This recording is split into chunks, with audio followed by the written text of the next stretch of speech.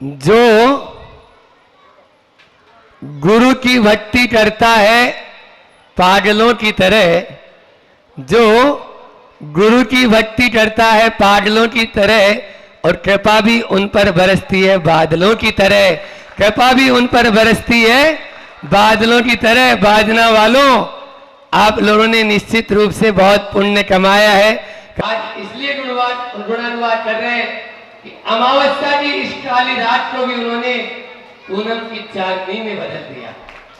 अमावस्या की काली रात को भी पूनम की चांदनी में बदल दिया। अपने उस निजत्व को प्राप्त करने की उन्होंने बहुत कोशिश की। और भले ही इस पंचम काल में मोक्ष नहीं है, पंचम काल में मोक्ष नहीं है, लेकिन मोक्ष के पास जाने की प्रक्रिया तो हमारे पास में विद्यमान है। इसलिए इन दिनों में जैसे भगवान महावीर स्वामी को मुक्ति की प्राप्ति अमावस्या के दिन ही हुई, लेकिन उस अमावस्या की काली रात को भी उन्होंने दिवाली में तब्दील कर दिया। उसी प्रकार आज आचार्य ज्ञान सागर जी महाराज जी ने भी इस जेठ मास की तपन को भी ऐसी शीतलता में परिवर्तित कर दिया कि जिस शीतलता के माध्यम से हम जो चीज चाहते हैं, आप प्रतिदिन तीनों संध्या कालों में भक्ति करते हैं और एक ही भावना भाते हैं। हम बाकी शब्द तो हम बोलते हैं, बाकी आप लोग क्या बोलते हो? दुख कहो, कम्मत कहो, बोहिलाओ, सुडई गमनम, समाई मरणम, जिनगुण संपत्ति। बोलो, बच्चा बच्चा इतनी तेज आवाज में बोलते हो। महाराष्ट्र वाली दादी, पारोला वाली दादी हमारी, उन बच्चों को देखकर इतना अच्छा समझ रही थी। देखो, छोटे छोटे बच्चे जिनको समाधि का अर्थ मालूम नहीं, जिनको गोदी का अर्थ मालूम नहीं, जिनको जिनगुण संपत्ति का अर्थ मालूम नहीं, जिनको दुख का क्षय का अर्थ मालूम नहीं, कर्म के क्षय का अर्थ मालूम नहीं, लेकिन इतनी तेज बोलते हैं वो छोटे छोटे बच्चे। आप लोग प्रतिदिन सुनते हो कि सुनते हो? ये बाजना की धरती का एक कमाल है और बाजना के संस्कारों का कमाल है, संस्कारों के कमाल है। निश्चित रूप से आज समय अपनी अपनी घड़ियां या तो बंद कर दो थोड़ी देर के लिए, ताकि, क्योंकि हम भी रुकने वाले नहीं। आप कहो तो हम शाम तक बोल सकते हैं, कोई जरूरत नहीं है। अब उनको आज उठने की, आज का भी उपवास छोड़ ही सकते हैं। नहीं, हमें उठने भैया, हमारा जो उठ के चले जाएंगे धीरे से बाकी से, कोई दिक्कत नहीं है ना। तो इसलिए कौन रुकेगा? अरे वो कहते हैं गुरु की महिमा ध्वनि में जाए, गुरु नाम जपो मन वचन जाए। आज इतने संस्मरण मेरे मस्तिष्क में आ रहे हैं, बहुत सारे आ रहे हैं, लेकिन क्या करें, कौन सी दृष्टि से कहूं? ज्ञान की दृष्टि से बात करें, श्रद्धा की। पहले के मुनि महाराज बूढ़े बाड़े हो जाते थे तो दीक्षा लेते थे, लेकिन त्याग और ज्ञान, आचार्य शिव सागर जी के प्रथम शिष्य थे और उन्होंने नाम ही क्या रखा? बोलो, ज्ञान सागर जी महाराज नाम रखा उन्होंने। इसीलिए रखा कि ज्ञान में उनका कोई तोड़ नहीं था। अच्छे अच्छे विद्वान भी दांतों तले उंगली दबाते थे, अच्छे अच्छे विद्वान धुरंधर उस समय के। ये जितनी आरिकाएं आज जो दिख रही है या जिनकी समाधि हो गई, सुपार्श्वती माता जी, ज्ञानमती माता जी और ये विशुद्धमती, जो जितनी आदिमती, सब उनसे पड़ी हुई है, सारी मती। लेकिन अपने साथ में वो परंपराओं को ढोने वाले नहीं थे। पहले के मुनि महाराज या आरिकाओं को साथ में रखते थे, लेकिन ज्ञान सागर जी महाराज ने बोल दिया नहीं, आरिकाएं का कार्य क्षेत्र अपना है और हमारा कार्य क्षेत्र अपना है। पढ़ाई की दृष्टि से आती थी, चली जाती थी, लेकिन साथ में किसी को नहीं रखा। भले ही इसके लिए मुझे किसी की परंपरा को तोड़ना भी पड़े। आचार्य विद्यासागर जी में भी यही है, वो परंपरा को नहीं, क्योंकि साधु के लिए आगम चक्षु साहु, आगम ही उसके लिए चक्षु है, परंपरा चक्षु साहु नहीं कहा, ठीक है ना। तो इसलिए आगम को ही वो चक्षु मानकर आगे बढ़ते रहते हैं। आज आचार्य ज्ञान सागर जी महाराज जी के उन सभी सिद्धांतों को जो आचार्य ज्ञान सागर जी ने आज से, क्योंकि हम तो बोलते हैं आचार्य विद्यासागर जी महाराज जी के पास में कितने साल का अनुभव, तो मैं बोलता हूं 150 साल का अनुभव। कितने साल का अनुभव? केवल मात्र 70 साल का नहीं, 80 साल के उनके जो गुरु हुए हैं उनका भी अनुभव आचार्य श्री जी के रोम रोम से झलकता है। और जब कभी भी कोई भी कार्य हो, सारा श्रेय किसको?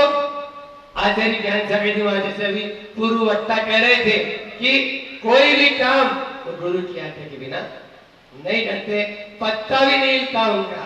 तो ज्ञान सागर जी महाराज जी उनको आज्ञा जैसी देते हैं आज भी वैसा ही वो करते हैं।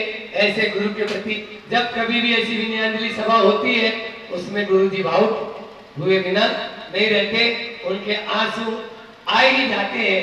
गुरु जी को याद करते ही वो ऐसे भावुक हो जाते हैं जैसे मानो उन्हीं के समीप अभी भी बैठे हैं। आज भी वो उनके पास में ही है। वो स्वयं बोलते हैं मेरे पास में आज भी ज्ञान सागर जी महाराज यहीं पर विराजमान है। एक संत मैं तुम आपको सुनाऊं कि व्यवहार और निश्चय किस चिड़िया का नाम है, क्योंकि उस समय बहुत बोला वाला था और उस समय ये पंथवाद का बहुत ज्यादा चल रहा था, बहुत ही ज्यादा, और बंटवारा होने जैसी स्थिति थी तो वो बोलते थे। और उन्होंने उसी कारण से अंबाला, हरियाणा, पानीपत, शामली, ये जितना एरिया था वहां वो प्रवचन करके आए और लोगों ने लिए हुए व्रत छोड़ दिए, क्योंकि ऐसे लोग पहुंच गए कि व्रत तो बंद का कारण है, पुण्य बंद का कारण है, वो तो ये ही है, उसको छोड़ना चाहिए। ऐसे लोगों ने जब उपदेश दिए तो लिए हुए व्रत छोड़ दिए, उनको बहुत पीड़ा हुई और उन्होंने सम्यक सार शतक एक ग्रंथ की रचना की। आचार्य ज्ञान सागर जी महाराज का एक ग्रंथ है सम्यक सार शतक, उसकी प्रस्तावना पढ़ना उनको यही पीड़ा हुई और फिर जाके उन्होंने फिर से वहां उपदेश दिया और लोगों को व्रत के मार्ग में लगाया। ऐसे थे आचार्य ज्ञान सागर जी महाराज, स्वाभिमान के अंदर पटके और कर्म के साथ में भी चुनौती देने वाले थे। तुम तो पढ़ो कितनी गर्मी पड़ती है, हम भी देखते हैं जब जब धरती फटती है बादलों को भी पिघलना पड़ता है। धरती जब जब फटेगी बादलों को भी पिघलना पड़ेगा और बरसना पड़ेगा। ऐसे थे आचार्य ज्ञान सागर जी महाराज, जिनका जन्म एक सामान्य परिवार में हुआ, रानोली के छोटे से गांव में, जहाँ शिक्षा का कोई माध्यम नहीं, शिक्षा के लिए कोई स्कूल नहीं, विद्यालय नहीं, लेकिन फिर भी उन्होंने उनके भीतर की दृढ़ इच्छा शक्ति, कर्म ने ऐसा खेल खेला और कलयुग की दुआई देने वालों, अरे कलयुग है, ऐसी तपस्या नहीं हो सकती, ऐसा ज्ञान प्राप्त नहीं हो सकता। त्याग और ज्ञान का अद्भुत संगम थे आचार्य ज्ञान सागर जी महाराज। त्याग के मार्ग में भी एक नंबर अव्वल A1 और ज्ञान के मार्ग में भी एक नंबर वो चल दिए। और बचपन में माता पिता का साया उठ गया, छोटी सी उम्र में ही माता पिता नहीं रहे, घर में खाने के लिए भी सोचना पड़ता था। और उनके जो बड़े भैया थे वो घर का संचालन करते थे, लेकिन कहां से पढ़ाएंगे साथ साथ भाई बहन, कैसे पढ़ाएंगे? तो निकल पड़े एक ज्ञान की तलाश में, गुरु की तलाश में, और पहुंच गए बनारस। हाँ, आचार्य श्री जी को बनारस शब्द बहुत प्रिय है। हाँ, रस बनाना चाहते हो तो बनारस से लो। और स्वाभिमान, एक व्यक्ति ने, सेठ बड़ा, वो सेठ ने सोचा ये बहुत प्रतिभाशाली व्यक्ति तो लगता है, और उन्होंने गोद लेना चाहा, गया में मना कर दिया, नहीं मैं आपके पैसों से नहीं पढ़ूंगा। आज छात्रवृत्ति लेके पढ़ने वाले लोगों सुन लो, उन्होंने छात्रवृत्ति के लिए मना कर दिया, किसी का दान स्वीकार करने से मना कर दिया। गमछा बेचकर प्रतिदिन पैसा कमाते थे और अपना अध्ययन करते थे। ऐसे थे आचार्य ज्ञान सागर महाराज। पूज्य पाद स्वामी जी उस कारिका को अदुःख भावितम ज्ञानम दुख सन्निधे क्षीयते, जो सुख में ज्ञान अर्जन किया जाता है वो कपूर की भांति उड़ जाता है। ये समाधि तंत्र की कारिका आचार्य ज्ञान सागर जी महाराज ने चरित्रार्थ करके बताई कि मैं किसी दूसरे के नहीं, दुख में जो ज्ञान अर्जन किया जाता है। आप देख लीजिए, सारे महापुरुषों को उठाकर देख लो, चाहे अब्दुल कलाम को देख लो, चाहे महात्मा गांधी को देख लो, सबने अपनी पढ़ाई रोड लाइट में की, दीप स्तंभ के माध्यम से पढ़ाई होती थी और रात रात भर चिंतन करते थे, तब जाकर पढ़ाई। अब आओ में जो ज्ञान अर्जन होगा वो आपका अंतिम समय तक साथ देगा, और सद्भाव में जो ज्ञान अर्जन होगा वो कब चला जाएगा कोई पता नहीं। आचार्य ज्ञान सागर जी महाराज जी ऐसे ही थे। उन ज्ञान सागर जी महाराज जी, उनके शिष्य आचार्य गुरुवर की, उन्होंने आचार्य श्री जी हमेशा बोलते हैं कि मैंने गुरु जी का सानिध्य बहुत कम पाया, लेकिन उस कम सानिध्य में भी मैंने बहुत कुछ पा लिया। गुरु ने मुझे लड्डू समय दिया और गुरु बना दिया, लड्डू से गुरु बना दिया, गुरु बना दिया, उन्होंने ऐसा बना दिया। बस उन्होंने एक ही बात कही, बुंदेलखंड वालों, ज्ञान सागर जी महाराज की आज्ञा का पालन आज भी आचार्य जी अक्षर से कर रहे हैं कि बस बुंदेलखंड चले जाना, तुम्हारी चर्या का निर्वाह अच्छे से हो जाएगा। और इसीलिए उनको बुंदेलखंड इतना भाया कि इसको छोड़ के जाने का मन ही नहीं करता है। संघ को गुरुकुल बनाना, और आज ऐसा गुरुकुल बना दिया, इतना बड़ा वर्ष हो गया कि भारतवर्ष के किसी भी कोने में देखो उन्हीं के नाम का डंका बज रहा है। ये सब किसका कमाल है? ये आचार्य गुरुवर विद्यासागर जी महाराज का कमाल और ज्ञान सागर जी महाराज का कमाल है। एक छोटी सी पुस्तक है मेरे हाथ में, देखो, पवित्र मानव जीवन, लेकिन ये अच्छे अच्छे चोटी के विद्वानों को भी हिला देती है, हिला देती है। उनके बड़े बड़े ग्रंथों की चर्चा नहीं कर रहा हूं मैं, जयोदय, सुदर्शनोदय और वीरोदय, दयोदय, जो आज शास्त्री की जो डिग्री होती है वो उन्हीं के ऊपर चल रही है, उन्हीं ग्रंथों पर। श्रवण संस्कृति सांगानेर में वही ग्रंथ फर्स्ट ईयर, सेकेंड ईयर और स्नातक होने के बाद में, और एमए में भैया जी बता रहे हैं, दीपक भैया जी, कि एमए में वही ग्रंथ चल रहे हैं। उन्हीं के आधार पर एक एक ग्रंथ के माध्यम से एक एक साल पूरा होता है।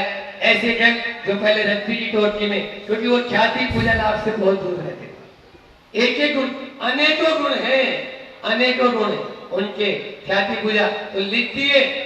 और सुधा सागर जी महाराज कहते जब रणौली गए वो, तो बही खातों के ऊपर एक तरफ हिसाब किताब लिखा हुआ है और दूसरी तरफ कारिकाएं, अनुवाद, गाथाएं, प्रवचन सार, समय सार, इनके छंद के छंद, और उन बही खाताओं से फिर लिपिबद्ध करवाया सुधा सागर जी, धैर्य सागर जी और गंभीर सागर जी ने।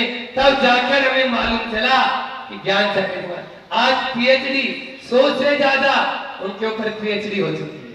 क्यों? क्योंकि उन्होंने भी आचार्य ज्ञान सागर जी के लिए बोला कि हम तो जानते थे, अधेल लोग बोल रहे, ब्राह्मण लोग बोल रहे कि बृहत्त्रय में कालिदास, भागवत आदि का नाम आता है, लेकिन बृहत्त्रय नहीं, ये बृहत चतुष्टय होना चाहिए, जिसमें आचार्य ज्ञान सागर जी महाराज भी कालिदास और भागवत आदि से पीछे नहीं थे।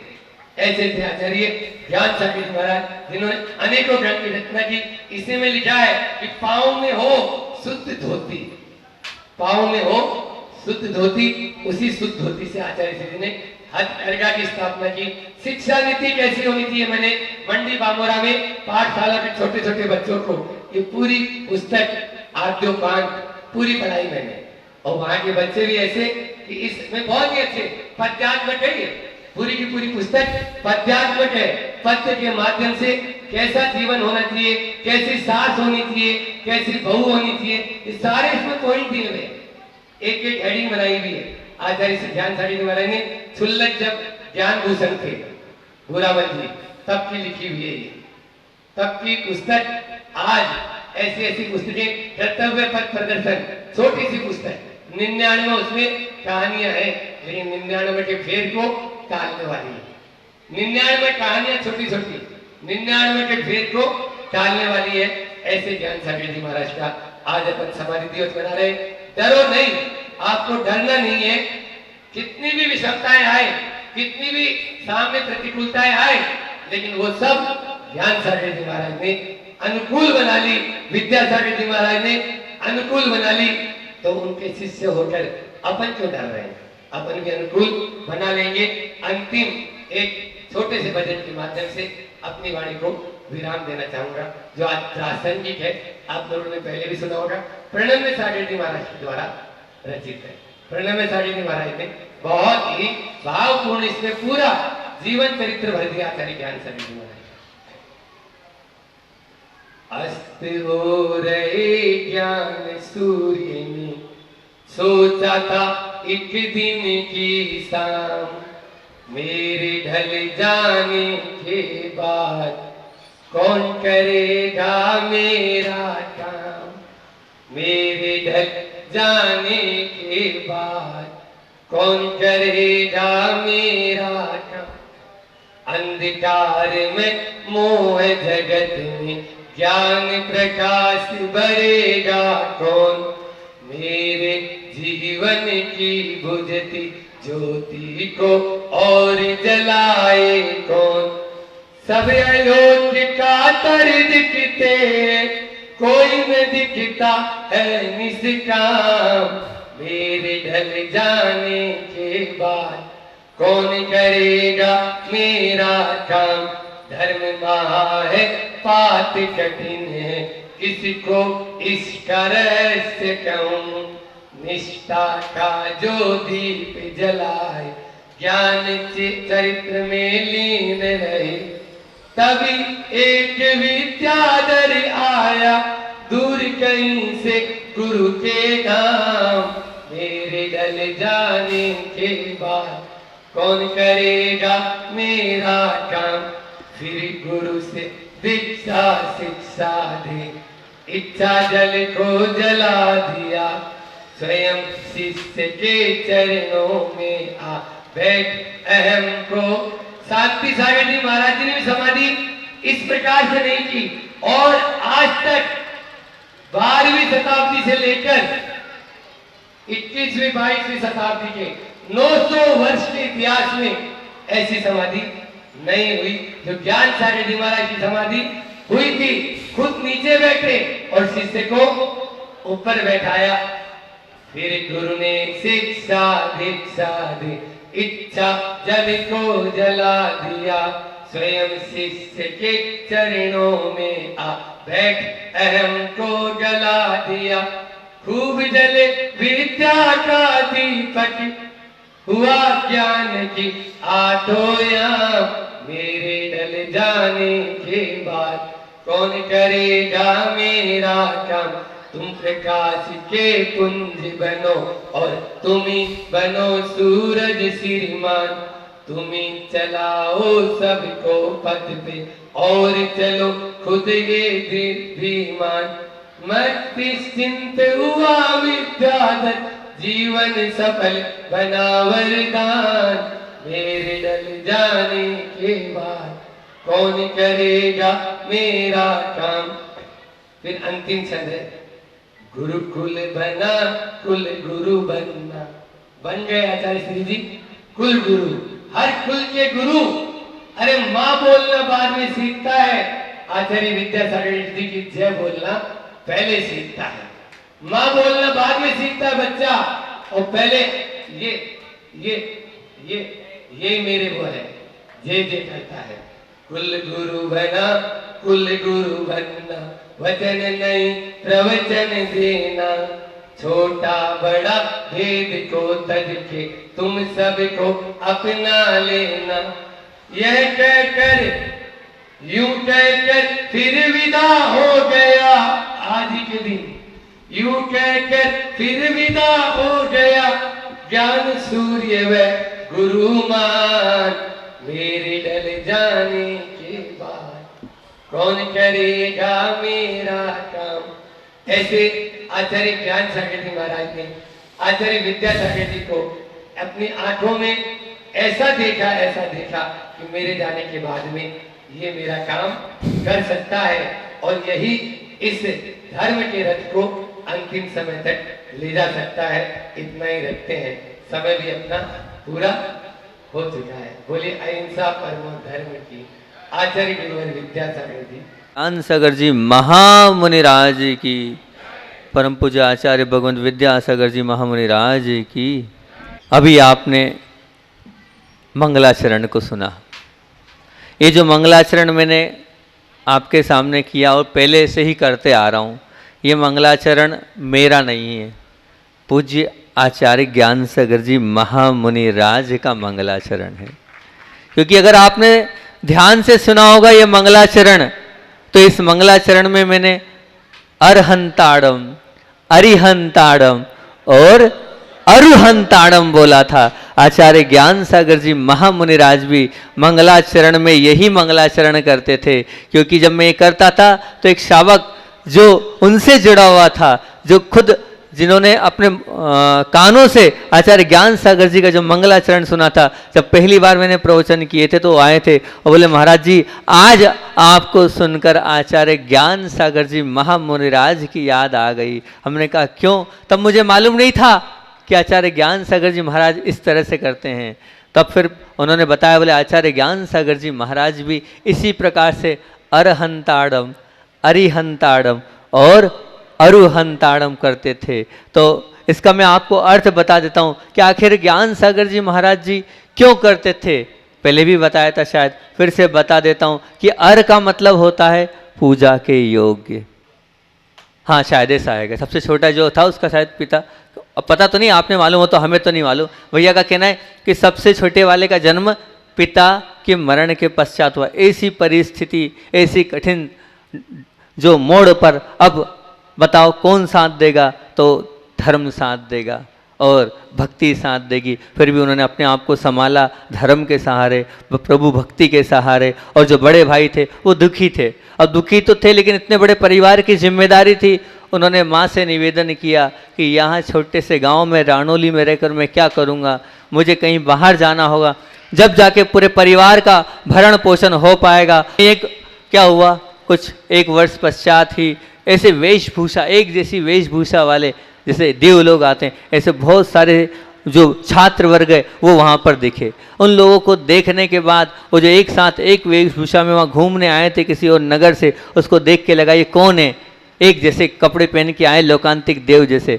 तो उन्होंने कहा ये तो छात्र हैं और इस विद्यालय के पढ़ने वाले और यहाँ पर आए। अब जैसे वो होता ना कि बरसात होती है तो बरसात होते ही काई जो होती है वो वापस जो काई क्या ले लेती है, अपना स्वरूप प्रकट कर लेती। वैसी जो ज्ञान प्राप्ति की भावना थी, ललक थी, वो वापस जाग गई। उन बच्चों को देखकर वो निमित्त मिला और वो सब भूल गए पैसा धन कमाना, और बड़े भैया के पास पहुँचे और निवेदन किया कि मुझे भी अब अध्ययन करना है, मेरी भावना भी अध्ययन करने की है और मैं चाहता हूँ कि विद्वानों की नगरी कहाँ पर, बोले बनारस में जाना चाहता हूँ, वाराणसी में जाना चाहता हूँ, जहाँ सुपाशनाथ भगवान, आपको मालूम है सुपाशनाथ भगवान की जन्म स्थली है और पाशनाथ भगवान का जहाँ समोषण पहुँचा है। और अगर आपको होता है तो वहाँ एक समदभद्र जो आचार्य हुए हैं, आपको मैंने सुनाया भी था, वही फूटा महाताल के नाम से एक मंदिर है जहाँ पर चंद्रप्रभु भगवान पकड़े। उस नगरी में जाने की भावना की। अब जब उन्होंने कहा कि मेरी बहुत भावना है ज्ञान प्राप्ति की, तो बड़े भैया ने भी मना नहीं किया और बनारस की ओर विहार करते हुए वहाँ पहुँच गए। और वहाँ पर जैसे ही वहाँ पहुँचे तो बनारस के शाद्वाद विद्यालय को जब उन्होंने देखा और वहाँ किया, तो इसे कहते हैं कि जब सम्यक दृष्टि होता है तो सम्यक दृष्टि 6 लब्धियाँ होती, कितनी लब्धि होती, जैसी पंचम करण लब्धि में पहुँचता है तो जैसी अपार विशुद्धि होती है और इतना खुश हो जाते हैं कि सब कुछ मिल गया मेरे को। ऐसे ही वो पंचम करण लब्धि के समान विद्यालय में जब प्रवेश किया और उनकी बचपन की भावना थी कि मैं विद्वान बनूं, और वहाँ पर उन्होंने पढ़ाई प्रारंभ करी, शिक्षा प्रारंभ करी। और धन के लिए महाराज जी ने बताया था ना, गमछे बेचने जाया करते थे।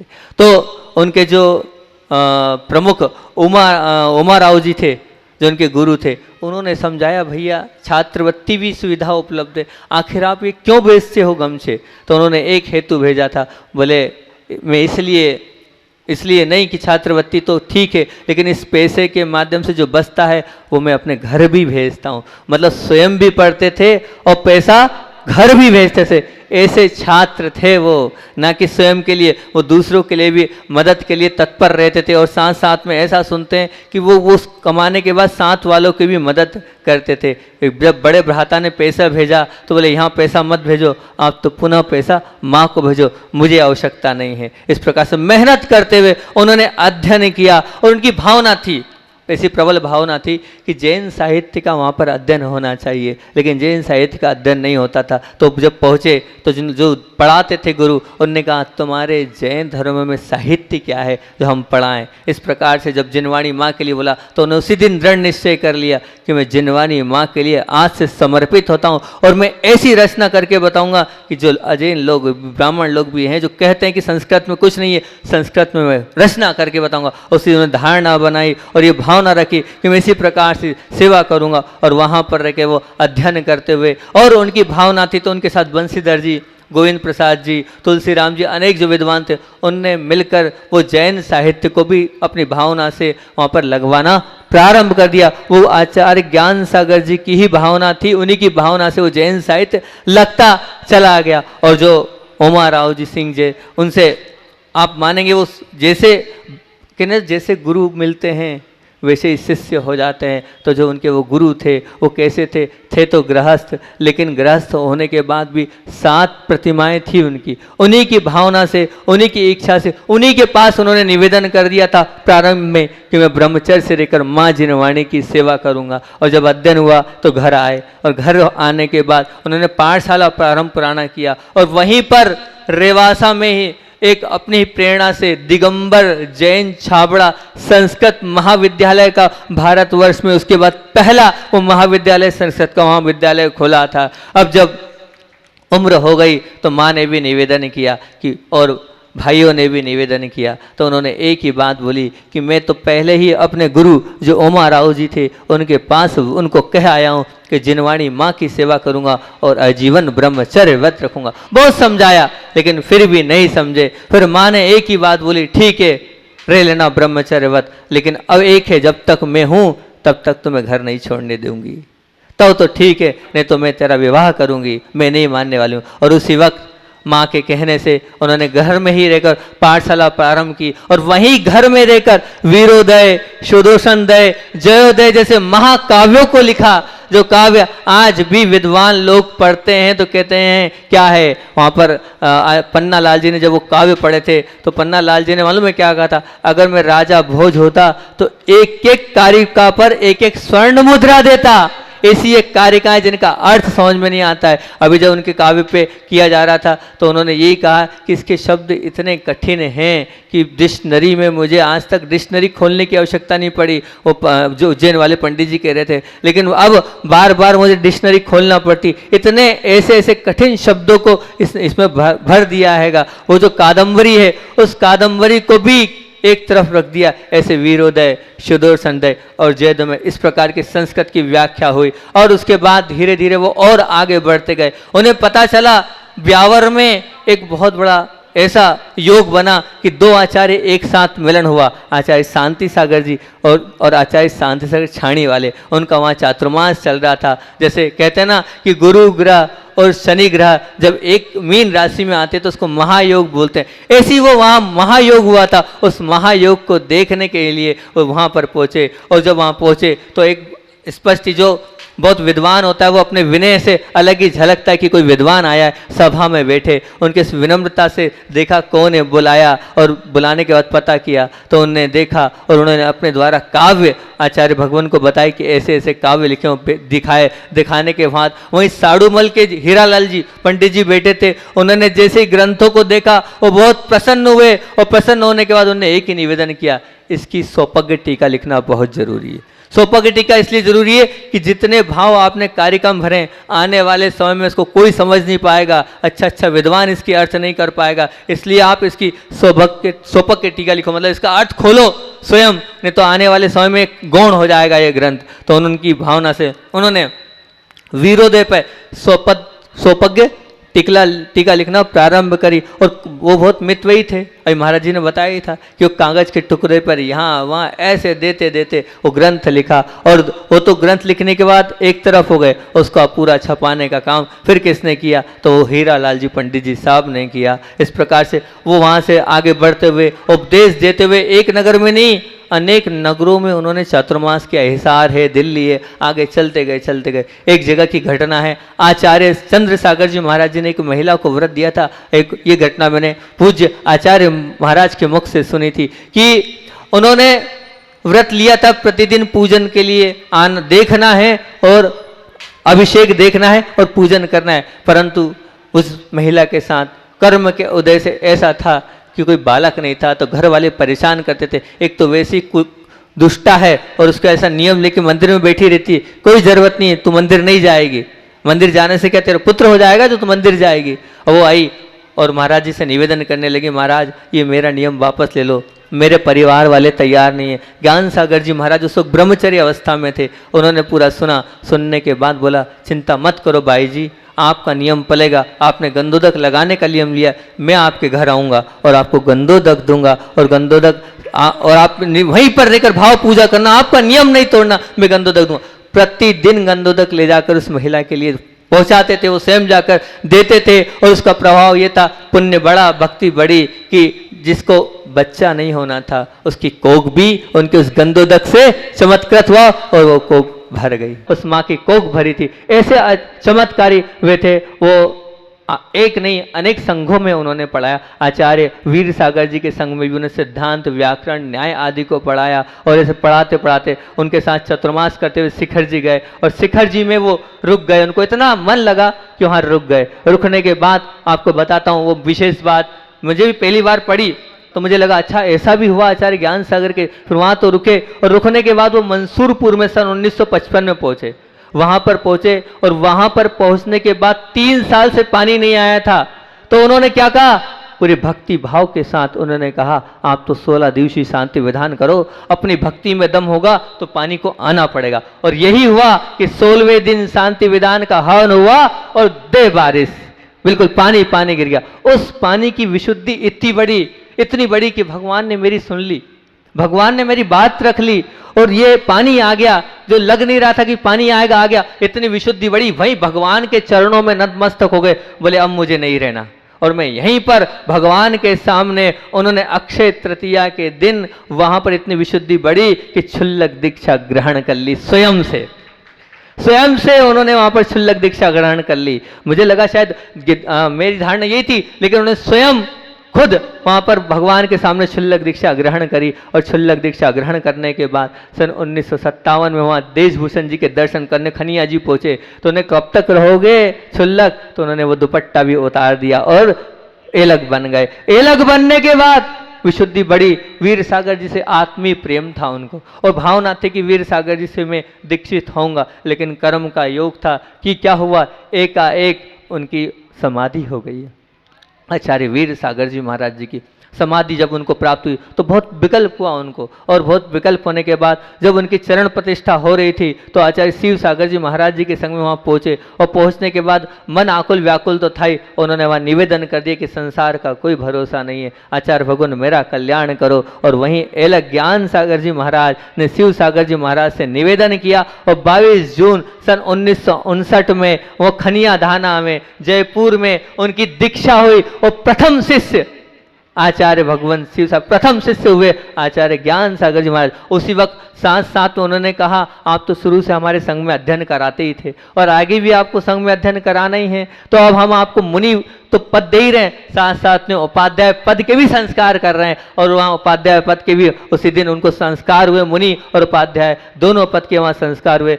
आचार्य भगवान उनके पास थे, आचार्य श्री जी। तो आचार्य श्री जी ने एक बार एक कारिका बोले आचार्य कुंद कुंद के जो ग्रंथ हैं उसमें ज्ञान शब्द बहुत है, और आचार्य समुद्रभद्र के ग्रंथों में विद्या शब्द बहुत है। उन्होंने विद्या शब्द की ज़्यादा संयोजना करी अपने ग्रंथ में। और आचार्य ज्ञान सागर जी ने काय की करिएगी, कुंद कुंद भगवान ने कौन सी ज्ञान की। बोले मेरा जीवन तो कुंद कुंद भगवान की तरह निकल गया, लेकिन तुम्हारा जीवन समुद्रभद्र आचार्य भगवान जैसा रहना चाहिए। वो समझ नहीं पाए। फिर बाद में टीका उन्होंने करी कि जैसे समुद्रभद्र आचार्य ने जैन धर्म की डंका बजाई, ऐसे तुम्हें भी जैन धर्म की डंका बजाना है, तब तो वो सार्थक होगा आचार्य समुद्रभद्र स्वामी का। एक बार जब आचार्य भगवान को बुखार आया था तो बुखार से सब कुछ औषधियाँ हो गई, सब हो गया, लेकिन आचार्य ज्ञान सागर जी के मुख से अगर कोई औषधि निकल जाती है ना तो वो ऐसी होती है अकाट्य। उन्होंने कहा कुछ मत करो, 100 वर्ष पुराना घी लगा दो, बुखार उतर जाएगा।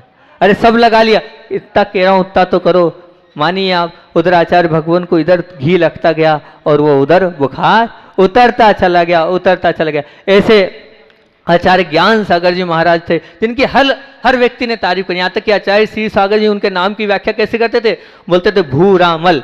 तो बोले भू यानी पृथ्वी, रा यानी पृथ्वी, राति यानी जिसने मल को धो दिया है, ऐसा भूरा मल है ये पृथ्वी के मल को धोने के लिए आया है, सबके मल को धो देगा, ऐसा ये भूरा मल था। और अंत समय में आपको तो मालूम ही है कि आचार्य पद समय हो रहा है। आचार्य पद किस प्रकार से त्याग किया है पूरी दुनिया जानती है कि वह तो कैसे आचार्य थे, जो स्वयं नीचे होकर आचार्य भगवान को आचार्य पद दिया, और आचार्य पद देने के बाद गौ आसन में प्रायश्चित मांगते थे और स्वयं कहते थे कि मुझे प्रायश्चित देके शुद्ध करो, शुद्ध करो। एक और घटना याद आ गई कि जब उन्हीं से दीक्षित आचार्य मुनि श्री विवेक सागर जी, ना विवेक सागर जी पहुंचे थे, चतुर्दशी की बात थी, और चतुर्दशी को जब वहां पहुंचे थे, पहुंचने के बाद आचार्य ज्ञान सागर जी वहां निवेदन कर रहे थे और प्रायश्चित मांग रहे थे कि मुझे शुद्ध करें, 15 दिन में जो भी मेरे से अपराध हुए उसके लिए प्रायश्चित प्रदान करें, ऐसे उन्होंने वहां पर निवेदन किया। और फिर उसके बाद आचार्य ज्ञान सागर जी महाराज जी से विवेक सागर जी ने कहा, हे भगवान चातुर्मास मैंने किया, ऐसा ऐसा आप मुझे प्रायश्चित दे के शुद्ध करें। तो आचार्य ज्ञान सागर जी इतने बोलते हैं कि भैया अब मैं आचार्य नहीं हूँ, आचार्य तो ऊपर बैठे हैं, जब मैं उनसे प्रायश्चित ले रहा हूँ तो आपको भी उनसे ही निवेदन करना है और उनसे ही प्रायश्चित लेना है। मैं थोड़ी आचार्य हूँ, मैं तो मुनि बन चुका हूँ, मैं तो मुनि ज्ञान सागर हूँ, वो आचार्य विद्या सागर हैं। सोचो ऐसी बात उन्होंने वहाँ बोली, वहाँ पे लोगों के आंख से आंसू आ गए। और सो विवेक सागर जी ने फिर आचार्य श्री से निवेदन किया और आचार्य श्री जी ने उनको फिर क्या दिया, प्रायश्चित दिया। ऐसे उन्होंने संलेखना तो दीदी ने बता ही दिया, 6 माह तक उनकी अन्न का त्याग 6 माह तक रहा, ये ध्यान रखना, 6 माह तक अन्न का त्याग उनका लगातार चला है। समाधि देखने सुपांश सागर जी भी आए थे, लेकिन योग संयोग की बात है कि आचार्य श्री जी ने पहले ही उनकी समाधि करा दी, क्योंकि स्वस्थ होने के कारण। विमल सागर जी महाराज जी भी समाधि देखने आए थे और वो घोषणा करके गए थे आचार्य विमल सागर जी कि जो इनकी समाधि जिस हिसाब से हो रही है और जो शरीर के लक्षण बता रहे हैं, भूतो न भविष्यति, इतनी अच्छी समाधि ना पहले हुई है और ना आगे शायद हो पाए। ऐसा आचार्य विमल सागर जी महाराज जी जो कि निमित्त ज्ञानी थे, वो आचार्य श्री से घोषणा करके गए थे कि ये बहुत अच्छी समाधि होगी, और वास्तविकता में हुई भी। क्योंकि आप पता कर लेना, अंत समय तक जागृति थी। जब उनको प्रवचन मतलब उनको वो क्या कहते 2 घंटे तक जो भूधर दास आदि के वो जो है गीत मतलब भजन सुनते थे, और जब समय सार आदि पढ़ते थे ना, इतनी जागृति थी, कोई गलत बोलता था तो उंगली उठा देते थे, यहाँ गलत। सोचो उस वृद्ध अवस्था में 6 महीने से काय का त्याग है, अन्न का त्याग है, और क्या ले रहे हैं, छाछ ले रहे हैं, जल ले रहे हैं, आदि ले रहे हैं, फिर भी इतनी जागृति थी। इसी जागृति में आचार्य कहते हैं, आचार्य श्री ने कैसी सेवा करी, तो बोलते हैं जैसे भद्रबाहु की सेवा चंद्रगुप्त ने करी थी, ऐसी ही सेवा आचार्य भगवान ने अपने गुरु की करी हैगी। आप मानिए इतना कठिन दौर था कि आचार्य भगवान ज्ञान सागर जी महाराज जी को साइटिका आदि थी, वो अंदर सोते थे, उनको अंदर कमरे में रहते थे। और इतनी गर्मी में आचार्य श्री गर्मी सहन करते एक तो दिन भर की लू सहन करो और रात में उनके साथ विश्राम करो। कैसी कठिन तपस्या और कैसी सेवा उन्होंने करी थी। इस प्रकार से सेवा करते हुए अंत में 4 उपवास हुए थे। 28 मई को उन्होंने जल का त्याग किया था और 1 जून को उनकी समाधि हुई थी। मतलब पूरी यम संलेखना होगी, आजीवन जल का त्याग करके उन्होंने ऐसी संलेखना उस गर्मी में, वो भी आज के दिन कैसी गर्मी है और वहाँ तो ऐसी लू चलती है, ऐसे राजस्थान की गर्मी में उन्होंने किया था। अंत समय में सोनी जी जब आए थे तो सोनी जी से वो बोलते बन नहीं रहा था, सोनी जी ने इतना ही कहा था, आप तो आंख के इशारे से बता दो सब ठीक है, आप तो बस इतना इशारा कर दो। उन्होंने कहा ठीक है। वो 11 बजे, पौने 11 बजे सोनी जी इतना बोल के गए और उन्होंने कहा साता है, उन्होंने कहा हाँ साता है। तो आपका आत्म ध्यान में मन लग रहा है, तो उन्होंने प्रसन्नता से मुस्कुराते कहा था ओम, इतनी बात बोली थी। और वो गए बाहर और बाहर निकले होंगे 11:10 को 1 जून 1973 को उन्होंने 4 उपवास के साथ इस शरीर इस देह का त्याग किया था। ऐसा संलेखना मरण, उत्कर्ष संलेखना मरण हम सबको इसी भावना से बोले आचार्य भगवान विद्यासागर जी महामुनि राज की जय।